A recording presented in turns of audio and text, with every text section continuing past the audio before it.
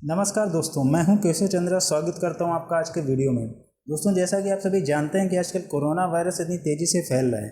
ऐसे में ये ज़रूरी है कि हम अपने आप को इस खतरनाक वायरस से बचा कर रखें और सावधानी बरतें। दोस्तों, मुझे उम्मीद है कि आप सब कोरोना वायरस से बचने के लिए ज़रूरी सावधानियाँ रख रहे होंगे।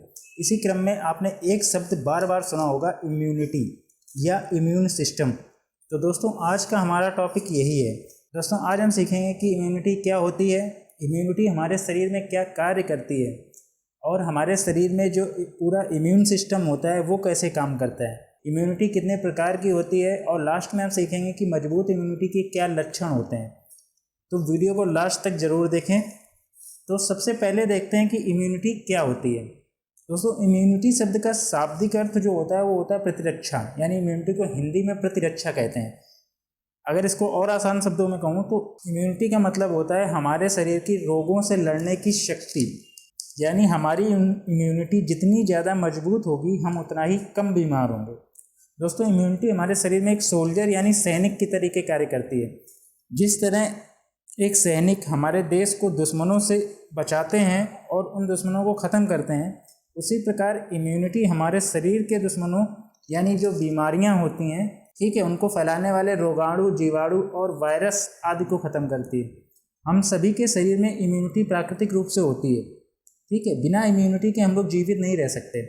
दोस्तों, इम्यूनिटी के लिए हमारे शरीर में पूरा इम्यून सिस्टम यानी प्रतिरक्षा तंत्र काम करता है, ठीक है। इसमें मुख्य रूप से 3 चीज़ें काम करती हैं। ये होती हैं कोशिकाएँ यानी सेल्स, प्रोटीन और ऊतक यानी टिश्यूज़। इसमें सबसे अहम रोल जो होता है वो कोशिकाओं का होता है। आइए देखते हैं कि कोशिकाएं किस प्रकार काम करती हैं।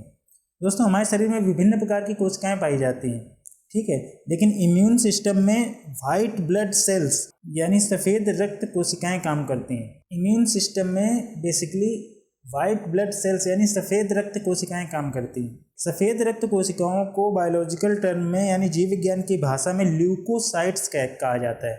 और ये ल्यूकोसाइट्स बेसिकली 2 प्रकार के होते हैं, ठीक। एक होते हैं फैगोसाइट्स और दूसरे होते हैं लिम्फोसाइट्स।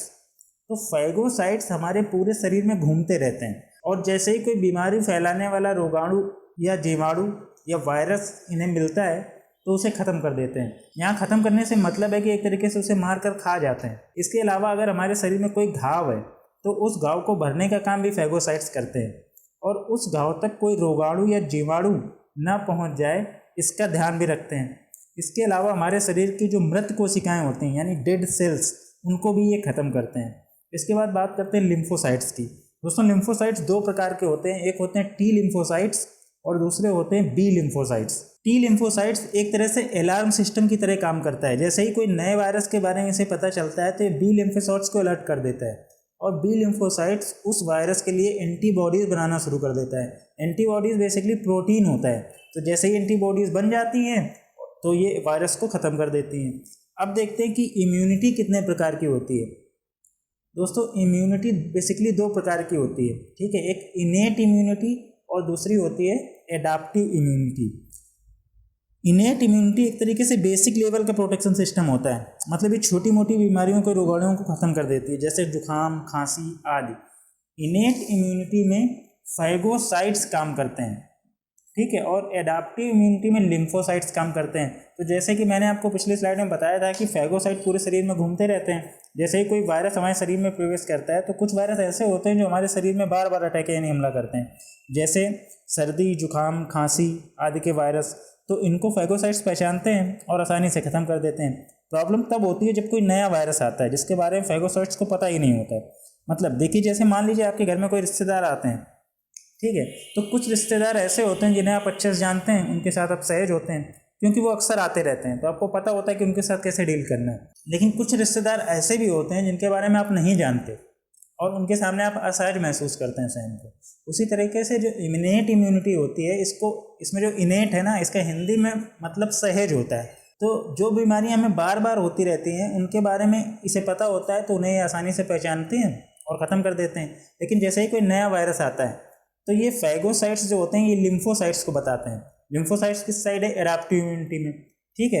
यानी जब कोई नया वायरस आता है तो हमारी एडाप्टिव इम्यूनिटी एक्टिवेट हो जाती है। तो ये फैगोसाइट्स क्या करते हैं, जो लिम्फोसाइट्स में टी लिम्फोसाइट्स होते हैं उनको अलर्ट करते हैं, ठीक है, यानी उनको बताते हैं कि कोई नया वायरस आ गया है।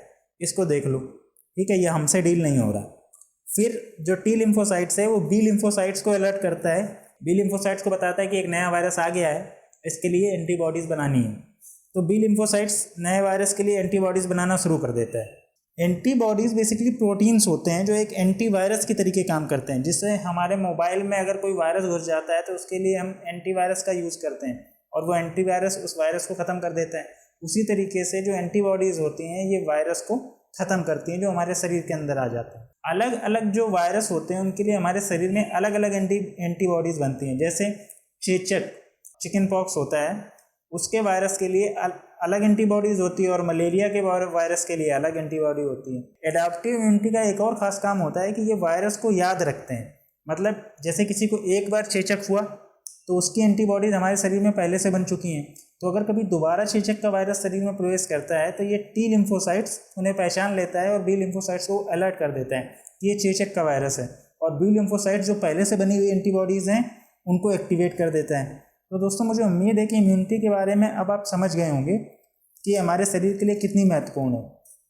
आइए अब देखते हैं कि एक मजबूत इम्यूनिटी के क्या लक्षण होते हैं, यानी आप कैसे पहचानेंगे कि आपकी इम्यूनिटी सही है या नहीं। तो आइए देखते हैं मजबूत इम्यूनिटी के 5 लक्षण। दोस्तों पहला लक्षण है अच्छी नींद आना, यानी अगर आपको अच्छी नींद आती है और आप रात में बार बार नहीं जगते हैं तो आपकी इम्यूनिटी अच्छी है।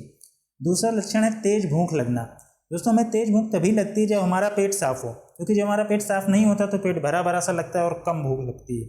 तीसरा लक्षण है त्वचा साफ़ होना, यानी आपकी त्वचा पर कोई पिंपल्स या दाने आदि नहीं होने चाहिए, खुजली वगैरह नहीं होनी चाहिए, ठीक है। चौथा लक्षण है आलस से ना होना, मतलब आप पूरा दिन एक्टिव रहते हैं, ठीक है। और पांचवा लक्षण है आपके शरीर के किसी भी अंग में कोई दर्द ना होना। तो दोस्तों ये हैं एक मजबूत इम्यूनिटी के लक्षण। दोस्तों मुझे उम्मीद है कि इम्यूनिटी के बारे में ये जानकारी आपको अच्छी लगी होगी।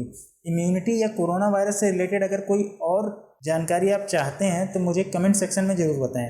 वीडियो अच्छा लगा हो तो इसे लाइक और शेयर ज़रूर करें। ऐसे ही और वीडियो देखने के लिए और लगातार सीखने के लिए सब्सक्राइब करें हमारे चैनल को। धन्यवाद।